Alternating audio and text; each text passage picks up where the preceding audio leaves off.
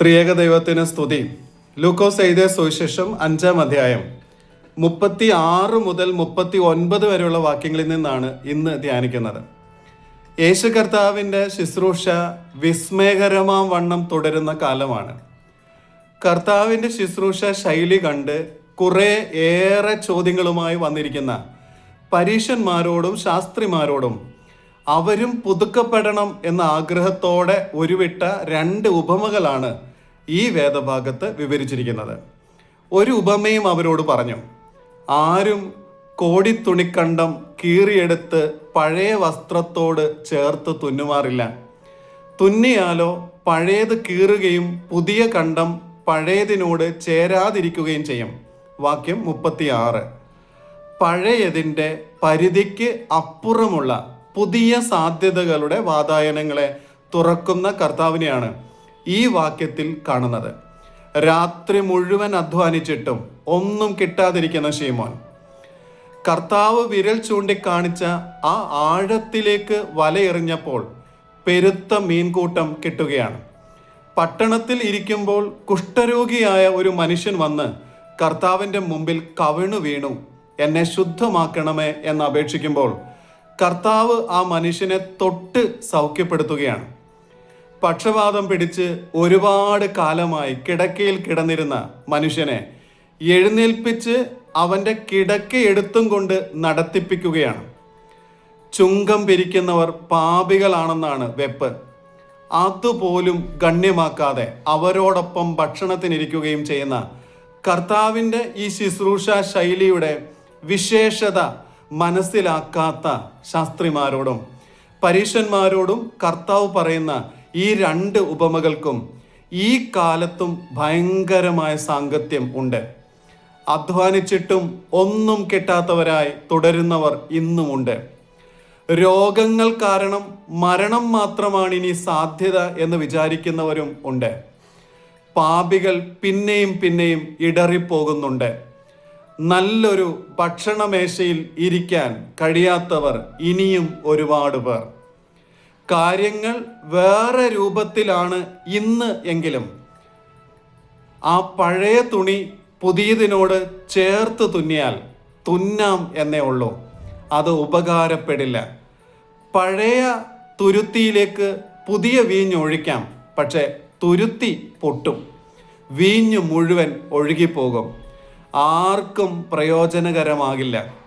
അപ്പോൾ പഴയ പ്രമാണങ്ങളുടെ വസ്ത്രത്തുണ്ടുകളെ സൂക്ഷിച്ചു വേണം ഉപയോഗിക്കേണ്ടുന്നത്. കാരണം പഴയ വസ്ത്രമായതിനാൽ അതിന് അത്ര ബലം കാണില്ല. കുടിക്കുമ്പോൾ മത്തരാക്കുന്ന പഴയ വീഞ്ഞുകളിൽ നിന്നും പുറത്ത് കടക്കേണ്ടതുണ്ട്. എന്നിട്ട് കർത്താവിൻ്റെ ശുശ്രൂഷ ശൈലിയുടെ പുതിയ വസ്ത്രവും ധരിച്ച് കർത്താവ് പാനം ചെയ്ത പാനപാത്രത്തിലെ പുതിയ വീഞ്ഞും കുടിച്ച് പുതിയ വസ്ത്രത്തിൻ്റെ ഭംഗിയോടും പുതിയ വീഞ്ഞിൻ്റെ രുചിയോടും കൂടെ ഈ ലോകത്തിൽ കർത്താവിൻ്റെ കൂട്ടുവേലക്കാരാകാൻ ഇടയാകട്ടെ എന്ന് പ്രാർത്ഥിക്കുകയാണ്. പുതുവീഞ്ഞ് പുതു തുരുത്തിയിൽ അത്രേ പകർന്നു വെക്കേണ്ടുന്നത്. പിന്നെ പഴയത് കുടിച്ചിട്ട് ആരും പുതിയത് ഉടനെ ആഗ്രഹിക്കുന്നില്ല. പഴയത് ഏറെ നല്ലത് എന്ന് പറയും. അത് വാക്യം 38-ും 39-ഉമാണ്. പഴയ രുചിയിൽ നിന്നും പുതിയ രുചി അനുഭവങ്ങളിലേക്ക് ഒരു ചുവട് മാറ്റം വായനക്കാരോട് ആവശ്യപ്പെടുന്ന വാക്യങ്ങളാണ് ഇത്. 2 ആയാലും തുരുത്തി ആവശ്യം തന്നെ. പക്ഷേ പഴയ തുരുത്തി വേണമോ പുതിയത് വേണമോ എന്ന് തിരഞ്ഞെടുക്കപ്പെടേണ്ടതുണ്ട്. കർത്താവ് പറയുന്നത് പുതിയ വീഞ്ഞാണെങ്കിൽ അത് പുതിയ തുരുത്തിയിൽ തന്നെ പകർന്നു വെക്കണം. അങ്ങനെ പറയാൻ പല കാരണങ്ങളുമുണ്ട്. പുതിയ വീഞ്ഞ് ഇനിയും ഇത്തിരി അധികം കാലം ഇരിക്കും. അത്രയും കാലം പഴയ വീഞ്ഞ് സൂക്ഷിച്ചു വെക്കാൻ പറ്റില്ലല്ലോ, ചീത്തയാകും എന്നതാണ് ഒരു കാരണം. മറ്റൊന്ന്, പഴയത് മാത്രം പിന്നെയും കുടിക്കുന്നുവെങ്കിൽ പുതിയതിൻ്റെ രുചി അനുഭവിക്കാനും മനസ്സിലാക്കാനും കഴിഞ്ഞു എന്ന് വരില്ല. യേശു കർത്താവ് ശുശ്രൂഷകന്മാരോട് പറഞ്ഞു, കൽപാത്രങ്ങളിൽ വെള്ളം നിറയ്ക്കുക. അവർ നിറച്ചു. ഉടനെ തന്നെ വിളമ്പാൻ പറയുകയാണ്. വീഞ്ഞ് കുടിച്ചവർ പറയുന്നത്, നീ നല്ല വീഞ്ഞ് ഇതുവരെയും സൂക്ഷിച്ചു വെച്ചുവല്ലോ എന്നാണ്. ബേത്ശേബയോട് അരുതാത്തത് ചെയ്തിട്ടും ഊരിയാവിനെ കൊലപ്പെടുത്തിയിട്ടും ഒന്നും സംഭവിച്ചിട്ടേ ഇല്ല എന്ന മട്ടിൽ പഴയതുപോലെ തന്നെ പെരുമാറുന്ന ദാവീദ് രാജാവിൻ്റെ മുമ്പിൽ നാഥാൻ പ്രവാചകൻ വരിക തന്നെ വേണം.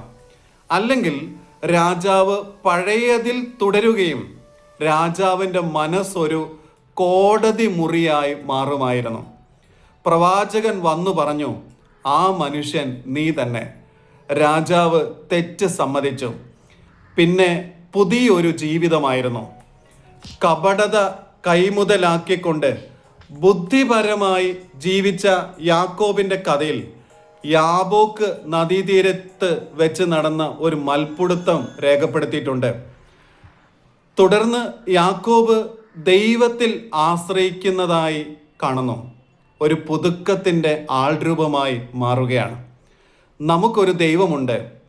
താഴ്വാരങ്ങളിലെ അസ്ഥികൾക്ക് ജീവനും ബലവും കൊടുത്ത് ഒരു സൈന്യമാക്കാൻ ദൈവം ഇങ്ങനെ ഇഷ്ടത്തോടെ നിൽക്കുമ്പോൾ പഴയ അസ്ഥികളായി തുടരാൻ നമ്മൾ ഇഷ്ടപ്പെടുന്നത് ദൈവഹിതം അല്ല.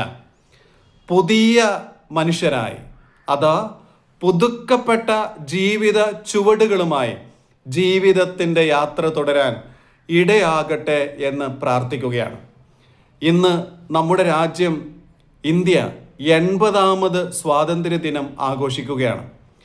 മനസ്സ് നിറയെ അഭിമാനമാണ്. രാജ്യത്തിലുള്ള എല്ലാവർക്കും സമത്വം ഭയങ്കരമായി ആഗ്രഹിച്ച് പ്രാർത്ഥിച്ചുകൊണ്ട് സ്വാതന്ത്ര്യ ദിനത്തിൻ്റെ ആശംസകൾ നേർന്ന് നിർത്തുകയാണ്. ആമേൻ.